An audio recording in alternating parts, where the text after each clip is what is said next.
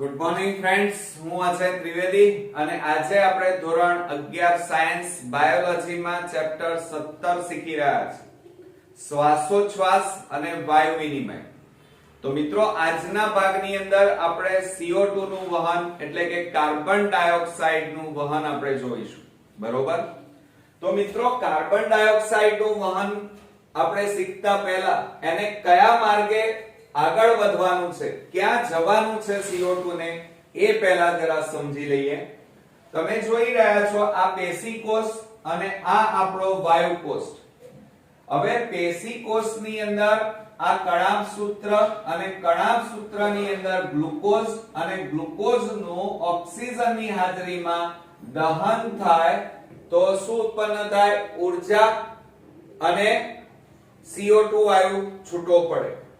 હવે એ જે CO2 વાયુ ઉત્પન્ન થયો પેશીકોષમાં, એ CO2 વાયુ અહીંયાથી એ આ રુધિર વાહિનીમાં રહેલા રુધિર મારફતે વહન પામી અને વાયુ કોષ્ઠમાં દાખલ થશે અને ત્યાંથી એ ઉચ્છ્વાસની ક્રિયા દ્વારા બહાર નીકળશે।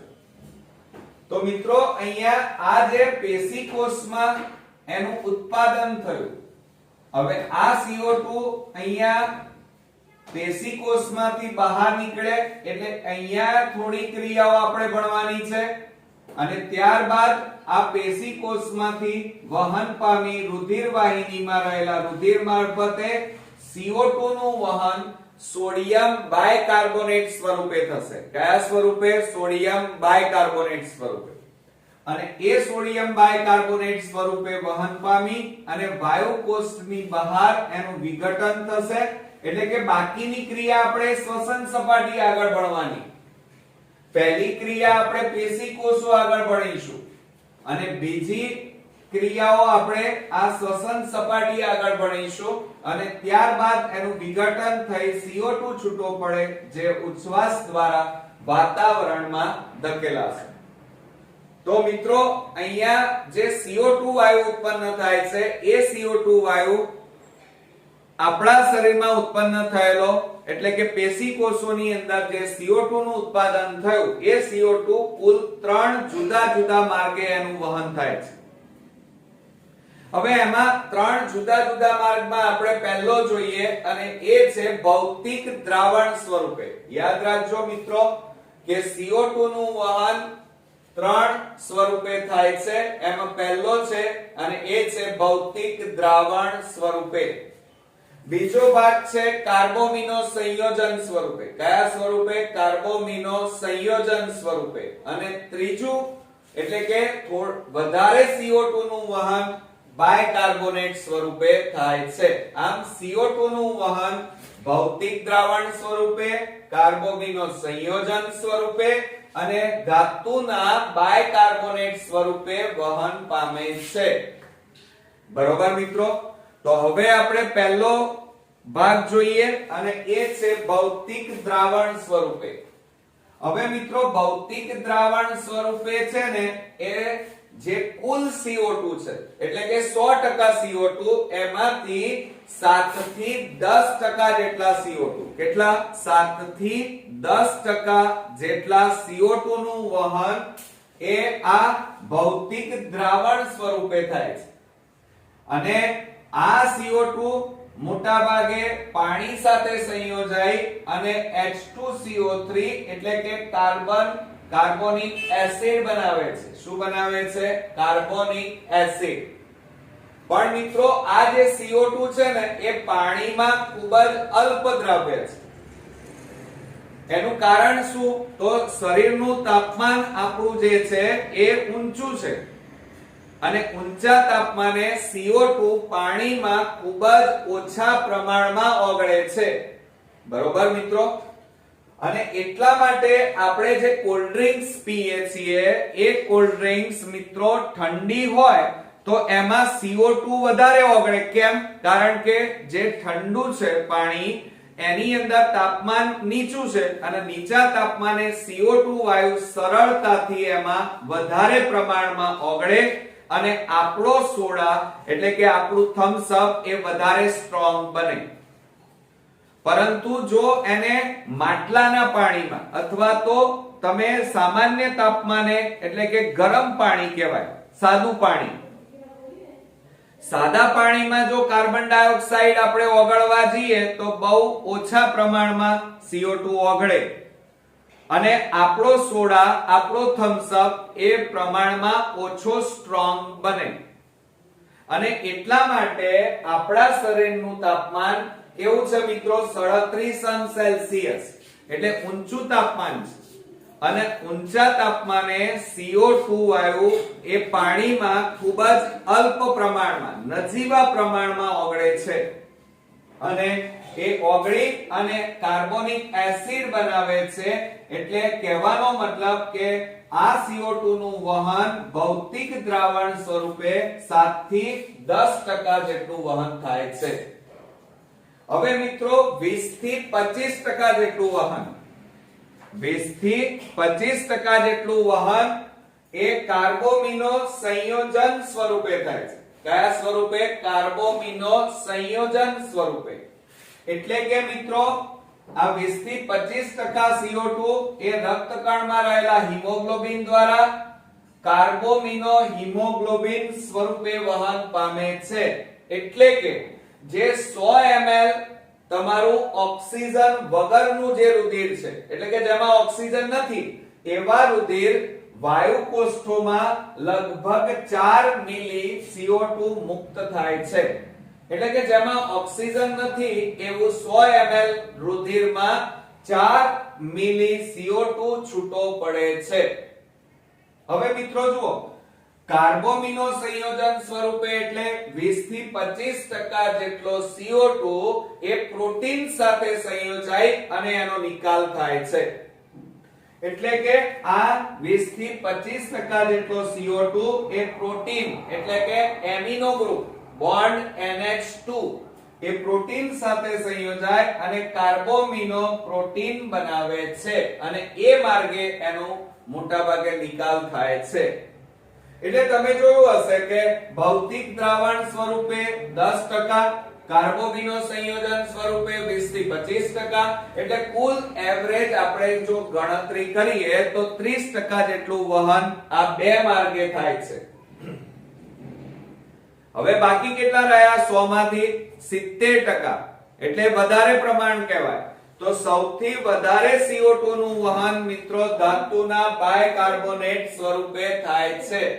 ક્લિયર? અચ્છા, હવે બીજી વાત કરીએ કે સામાન્ય રીતે આપણે જાણીએ છીએ કે રુધિર, અહીંયા રુધિર ભાગ લેવાનું છે તો રુધિરમાં બે વસ્તુ છે. એક, રુધિરનું બંધારણ શું? તો મિત્રો રુધિર એ રુધિર રસ અને રુધિર કોષોથી બનેલું છે, જેમાં રુધિર રસનું પ્રમાણ વધારે અને રુધિર કોષોનું પ્રમાણ ઓછું. હવે રુધિર કોષોમાં આપણે કોને અગત્યતા આપવાની છે? તો તમે જુઓ કે રુધિર કોષોમાં આપણને O2 અને CO2 ના વહનની અંદર રક્ત કણો એ આપણને મદદ કરવાના છે. તો હવે ધ્યાન આપજો મિત્રો કે આ પેશીકોષ છે, એ પેશીકોષમાં કણાભ સૂત્ર, એમાં અહીંયા જે ગ્લુકોઝ છે એનું અણુનું દહન થાય એટલે CO2 વાયુ મુક્ત થાય અને એ CO2 હવે આ પેશીકોષોમાંથી બહાર રુધિર વાહિનીમાં રહેલા રુધિરમાં રહેલા રક્ત કણો અને રુધિર રસમાં દાખલ થશે. એટલે પહેલી ક્રિયા આપણે અહીંયા ભણવાની છે અને ત્યારબાદ અડધી ક્રિયા આપણે અહીંયા શ્વસન સપાટીએ ભણીશું. તો હવે જુઓ અહીંયા પહેલી ક્રિયા અત્યારે હવે જે ભણવા જઈ રહ્યા છીએ એ પેશીકોષો આગળ થવાની નજીક. તો મિત્રો પેશીકોષોમાં જે CO2 ઉત્પન્ન થાય એટલે કે 70%, અને એ 70% માંથી થોડોક CO2 એ રક્તકણમાં દાખલ થાય છે, જ્યારે થોડોક CO2 એ રુધિર રસમાં દાખલ થાય છે. જોજો મિત્રો, હવે આ પહેલું બોક્સ છે એ રક્તકણ બતાવ્યું છે અને આ બોક્સ વગરનો જે ભાગ છે એ રુધિર રસ છે. એટલે આ ક્રિયાઓ રક્તકણની અંદર થશે, જ્યારે આ ક્રિયાઓ એ રુધિર રસની અંદર થવાની. હવે જુઓ મિત્રો કે પેશી કોષોમાંથી જે 70% CO2 હતો એમાંથી થોડોક CO2 રક્તકણની અંદર દાખલ થાય. હવે રક્તકણની અંદર જાય એટલે આ CO2 પાણી સાથે સંયોજાય અને કાર્બોનિક એસિડ બનાવે.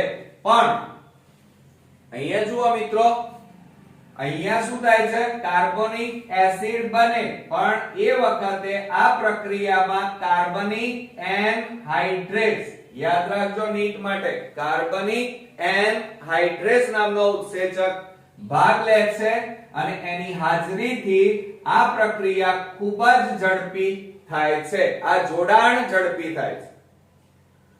હવે આપણે આ બાજુ જતા રહીએ રુધિર રસમાં. તો રુધિર રસમાં ધ્યાન આપજો કે થોડોક CO2 પેશી કોષનો એ રુધિર રસમાં દાખલ થાય અને એ CO2 રુધિર રસમાં રહેલા પાણી સાથે સંયોજાઈ કાર્બોનિક એસિડ બનાવે. પણ આ બંને ક્રિયામાં તફાવત શું છે મિત્રો? તો ધ્યાન આપો કે આ ક્રિયા ધીમી છે જ્યારે આ ક્રિયા ઝડપી છે. એનું કારણ છે કારણ કે આ ક્રિયામાં ઉત્સેચક ભાગ લે છે જ્યારે આમાં કોઈ ઉત્સેચક ભાગ લેતો નથી.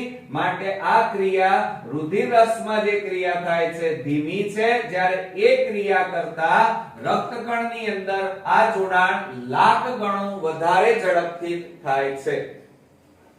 એટલે કે CO2 અને H2O કાર્બનિક એનહાઇડ્રેસ ની મદદથી ખૂબ જ ઝડપી જોડાઈ અને H2CO3 બનાવે છે.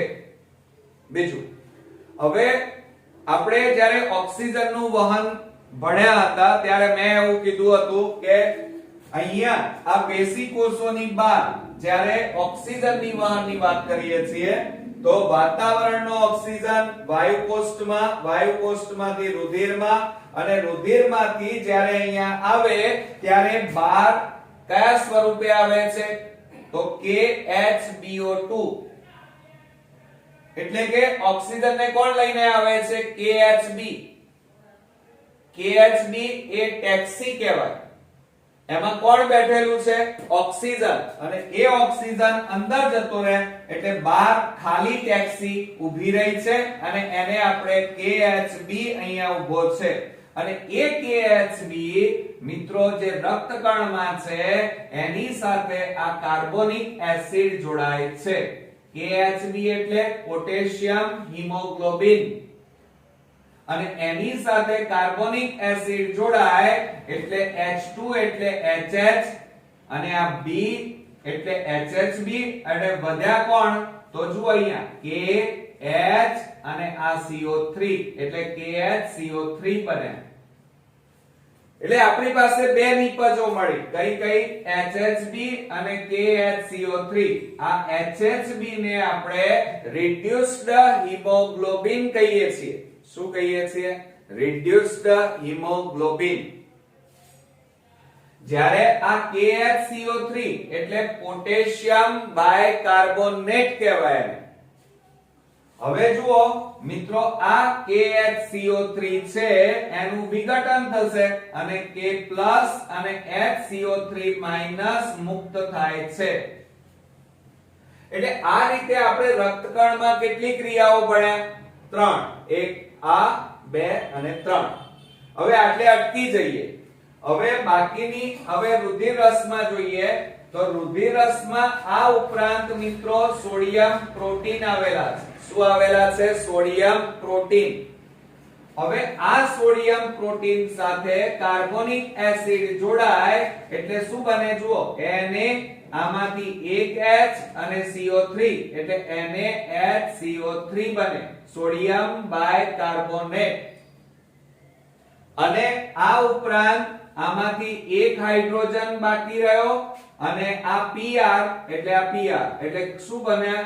HPr. જેનું આ ક્રિયામાં CO2 ના વહનમાં કોઈ ઉપયોગ નથી, જેને આપણે હાઇડ્રોજન પ્રોટીન કહીએ છીએ. એટલે મિત્રો આ રીતે સોડિયમ બાયકાર્બોનેટ અને હાઇડ્રોજન પ્રોટીન બન્યા. હવે આ ઉપરાંત રુધિર રસની અંદર સોડિયમ ક્લોરાઇડ પણ આવેલા છે. અને આ સોડિયમ ક્લોરાઇડ નું વિઘટન થાય, જેના કારણે Na+ અને Cl- છૂટા પડે. હવે અહીંયા પણ આપણે કેટલી ક્રિયા ભણ્યા? 3. અહીંયા પણ કેટલી ભણ્યા હતા? 3. હવે તમે જુઓ કે અહીંયા HCO3- અને અહીંયા Cl- બન્યા. બંને બાજુ ઋણ આયનો, માટે બંને બાજુ ઋણ આયનો ઉત્પન્ન થયા, એટલે અત્યારે આયનિક સંતુલન જળવાયું કહેવાય. પરંતુ હવે શું થાય છે? જુઓ, આ HCO3 રક્તકણમાંથી, જુઓ અત્યારે ક્યાં છે? રક્તકણની અંદર. તો આ HCO3 રક્તકણમાંથી બહાર નીકળી અને ક્યાં આવી જાય છે મિત્રો? રુધિર રસમાં. અને આ Na સાથે જોડાય એટલે NaHCO3 બનાવી દે. તો જુઓ અહીંયા આ HCO3 એ રક્તકણમાંથી ક્યાં આવી ગયા? રુધિર રસમાં. એટલે રુધિર રસમાં ઋણ આયનો વધી ગયા. જોયું તમે? એટલે આયનિક સંતુલન ખોરવાઈ ગયું. પણ એ ન ચાલે, અને એટલા માટે હવે આ Cl એ રુધિર રસમાંથી ફરતો ફરતો ક્યાં દાખલ થઈ જાય છે? રક્તકણની અંદર દાખલ થાય છે. અને આ Cl એ K+ આ રહ્યા એની સાથે જોડાઈ જાય એટલે KCl પોટેશિયમ ક્લોરાઇડ બનાવે છે. એટલે ક્લોરીને આયનિક સંતુલન જાળવવા માટે ક્લોરીને પોતાની જગ્યા બદલી. આ જગ્યા બદલી, પોતાનું સ્થાન બદલ્યું, એટલા માટે એને ક્લોરાઇડ નું સ્થાનાંતર કહે છે. એટલે જુઓ, આ બાજુ Cl આવી ગયા, આ બાજુ HCO3- આવી ગયા. એટલે બંને બાજુ અહીંયા ઋણ આયનો સરખા થઈ ગયા, એટલે આયનિક સંતુલનનું બેલેન્સ જળવાઈ ગયું. હવે આ જે ક્લોરીને જગ્યા બદલી મિત્રો, ક્લોરીન એ રુધિર રસમાંથી ક્યાં આવી ગયો? રક્તકણમાં. તો એને આપણે શું કીધું? ક્લોરાઇડ નું સ્થાનાંતર, અથવા તો એને હમબર્ગર અસર કહેવાય. કઈ અસર કહેવાય? હમબર્ગર અસર. હવે આ આખી ક્રિયા તમે ક્યાં ભણી રહ્યા છો? તો મિત્રો આ આખી ક્રિયા અહીંયા પેશીકોષની બહાર નજીક અહીંયા આ ઘટના તમે ભણી રહ્યા છો. આ બંને ક્રિયાઓ અહીં થઈ રહી છે પેશીકોષની બહાર. હવે આ ક્રિયાઓ પેશીકોષની બહાર અહીંયા પૂરી થઈ. હવે બાકીની ક્રિયાઓ તમારે શ્વસન સપાટી આગળ થશે. પણ એ પહેલા આ ક્રિયાઓ, આ આખો તબક્કો જે બન્યો એમાં કયા ઘટકો વધ્યા, બાકી રહ્યા? તો જુઓ અહીંયા મેં બોક્સ બનાવ્યું છે. એક HHB અને બીજું KCl. આ બંનેનું વિઘટન થતું નથી, એટલે એ બંને કેવા છે? વધેલા પદાર્થો. એટલે રક્તકણમાં મિત્રો છે ને HHB અને KCl વધ્યા. જ્યારે રુધિર રસમાં કોણ વધ્યું? તો જુઓ અહીંયા આ NaHCO3 એનું વિઘટન થતું નથી, એટલે રુધિર રસમાં કોણ વધ્યું મિત્રો? જુઓ NaHCO3. તો આ NaHCO3, HHB અને આ KCl, આ ત્રણેય ઘટકો રુધિરમાં ક્યાં પહોંચી જશે મિત્રો? બરોબર ધ્યાન આપજો. આ શ્વસન સપાટી આગળ આવીને ઊભા થઈ જશે. અને હવે બાકીની ક્રિયાઓ આપણે અહીંયા ભણવાની છે. તો જુઓ હવે બરોબર કે રક્તકણમાં હવે તમે જાણો છો કે અહીંયા HHB છે. આ HHB અને KCl એ અહીંયા આવી ગયા. અને બીજું કોણ આવ્યું? NaHCO3. બરોબર. હવે એ વાયુ કોષ્ઠની બહાર છે. તો વાયુ કોષ્ઠમાં કોણ આવે છે? શ્વાસ દ્વારા ઓક્સિજન અંદર આવે અને એ ઓક્સિજન આ HHB સાથે જોડાઈ જાય. તો જુઓ, રક્તકણમાં જે શ્વાસ દ્વારા ઓક્સિજન આવ્યો એની સાથે આ HHB જે રક્તકણમાં છે એની સાથે જોડાઈ જાય એટલે HHBO2 બને. અને એને આપણે શું કહીએ છીએ ઓક્સી હિમોગ્લોબિનિક એસિડ કહેવાય. શું કહેવાય મિત્રો આને? ઓક્સી હિમોગ્લોબિનિક એસિડ કહેવાય.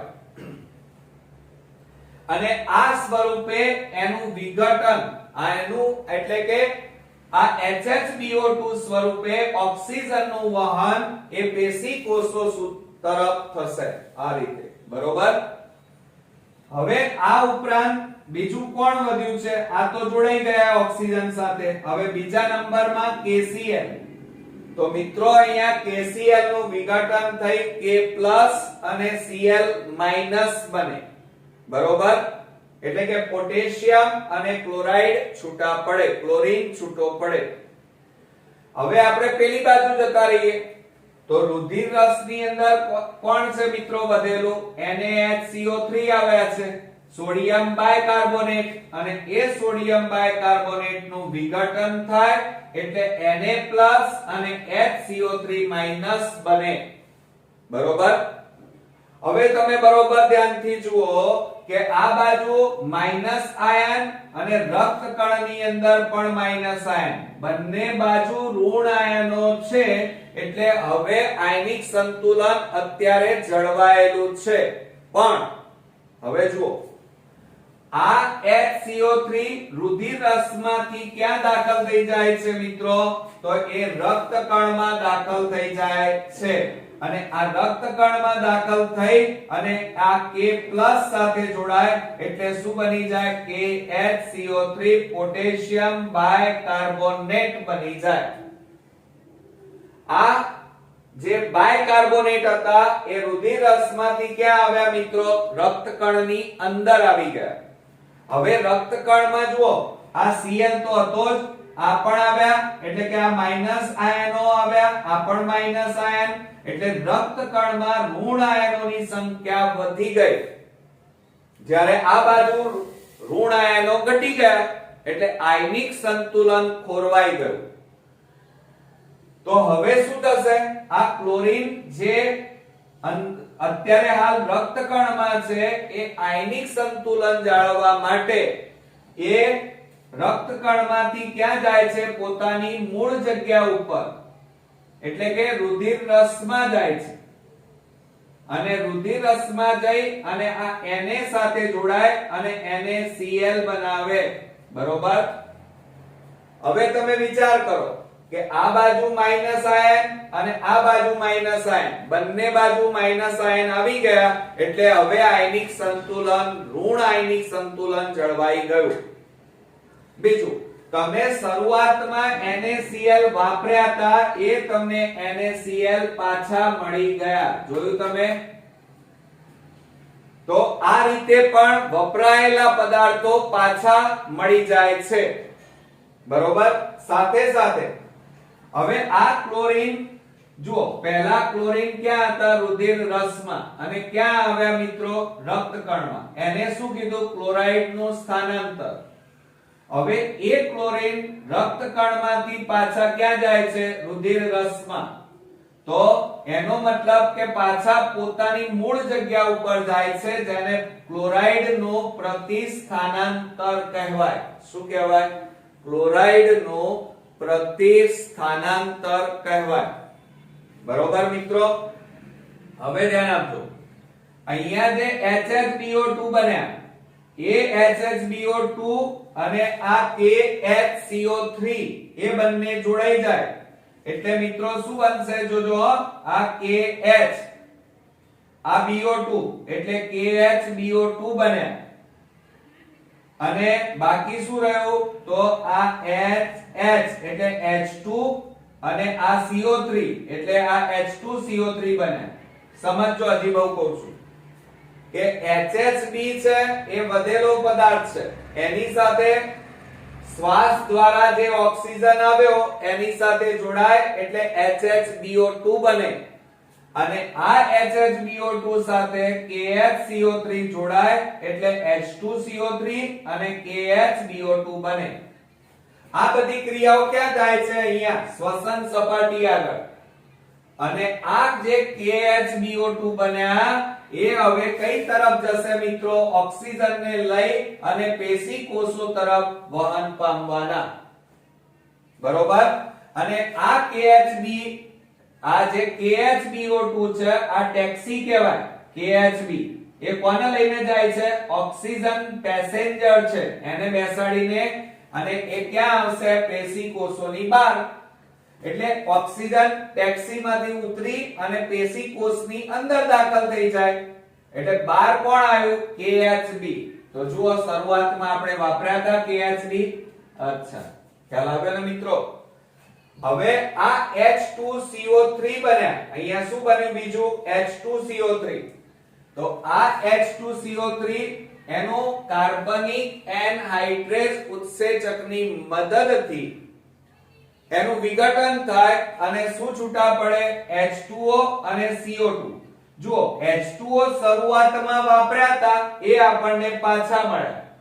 એટલે રુધિરમાં પાણીનું પ્રમાણ પણ જળવાય છે.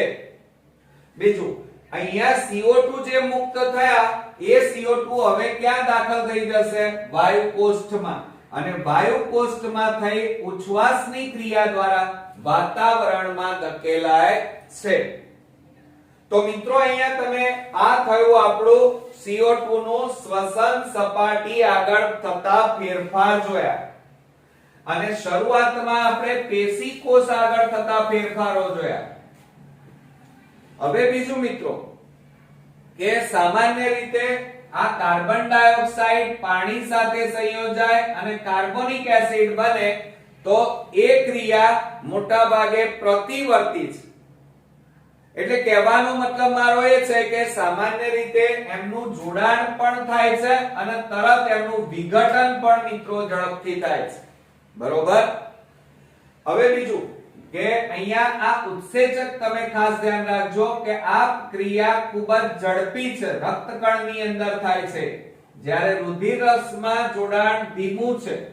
કારણ અહીંયા કાર્બનિક એનહાઇડ્રેસ નામનો ઉત્સેચક ભાગ લે છે, જેના કારણે રુધિર રસમાં જે CO2 અને H2O નું જોડાણ થાય છે એના કરતા લાખ ગણી વધારે ઝડપી પ્રક્રિયા છે આ. તો આ રીતે મિત્રો એક તો પેશી કોષો આગળ અને તે ઉપરાંત શ્વસન સપાટી આગળ થતા ફેરફારો આપણે જોયા. અને આ માર્ગે મોટા ભાગે શરીરનું સૌથી વધારે એટલે કે 70% CO2 નું વહન ધાતુના બાયકાર્બોનેટ સ્વરૂપે થયું. તમે જુઓ અહીંયા આ NaHCO3 એ ક્યાં આવ્યા? આ NaHCO3 અહીંયા જે પેશી કોષો આગળ ઉત્પન્ન થયા હતા એ ફરતા ફરતા ક્યાં આવ્યા? તો આ શ્વસન સપાટી આગળ આવ્યા. અને હવે એનું વિઘટન થાય એટલે એમાંથી CO2 છૂટો પડે જે ઉચ્છ્વાસ દ્વારા બહાર નીકળે. હવે તમને એમ પ્રશ્ન થાય કે સર આમાં CO2 ક્યાં છે? તો જુઓ આ બહાર રહ્યો પાછળ CO3 કાર્બોનેટ, એની અંદર CO2 છુપાયેલો છે અને એનું વિઘટન થઈ અને CO2 આ બધી પ્રક્રિયાઓ દ્વારા એનું વિઘટન થાય અને મોટા ભાગે CO2 છૂટો પડે. તો CO2 નું વહન કુલ 3 માર્ગે થાય છે. પહેલો માર્ગ જોયો ભૌતિક દ્રાવણ સ્વરૂપે 7 થી 10% જેટલા CO2 નું વહન થાય. બીજા નંબરમાં કાર્બોમિનો સંયોજન સ્વરૂપે એ 20 થી 25% જેટલા CO2 નું વહન થાય. અને 70% જેટલા સૌથી વધારે CO2 નું વહન એ ધાતુના બાયકાર્બોનેટ સ્વરૂપે થાય છે. બીજું આ ક્રિયા એક તો રક્તકણ અને રુધિર રસમાં થાય છે. અહીંયા આપણે એક ઉત્સેચક ભણ્યા નીટ માટે. હવે ધ્યાન આપજો કાર્બનિક એનહાઇડ્રેસ ઉત્સેચક જે રક્તકણની અંદર આવેલો છે, જે CO2 અને H2O ના જોડાણને ઝડપી બનાવે છે. બીજું અહીંયા આપણે ક્લોરાઇડ નું સ્થાનાંતર જોયું. હવે ક્લોરાઇડ નું સ્થાનાંતરમાં શું થયું? તો રુધિર રસમાં રહેલો ક્લોરીન રક્તકણમાં દાખલ થયો, જેને ક્લોરાઇડ નું સ્થાનાંતર અથવા હમબર્ગર અસર કહેવાય. બરોબર. બીજું હવે રક્તકણમાં આ જે શ્વસન સપાટી છે એ શ્વસન સપાટી આગળ રક્તકણમાં રહેલો જે Cl હતો એ રુધિર રસમાં પોતાની મૂળ જગ્યા ઉપર જાય છે. આને ક્લોરાઇડનું પ્રતિસ્થાનાંતર કહેવાય. તો મિત્રો આ થઈ આપણી CO2 ના વહનની ક્રિયા. આ પહેલા આપણે ઓક્સિજનનું વહન ગયા ભાગમાં આપણે જોઈ ચૂક્યા છીએ. તો નેક્સ્ટ વિડિયોમાં પાછા નવા ટોપિક સાથે ફરી મળીએ છીએ. ત્યાં સુધી ગુડ નાઇટ ફ્રેન્ડ્સ.